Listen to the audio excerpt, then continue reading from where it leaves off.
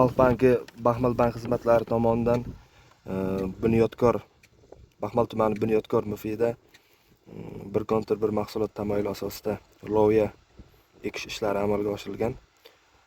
1014-konturda 13,5 gektar.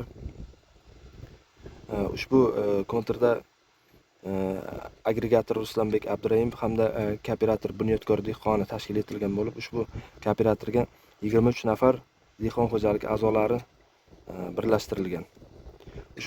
Ushbu loyihaning qiymati 274 million so'm bo'lib, birinchi ekin mahsulotlari ekilgan.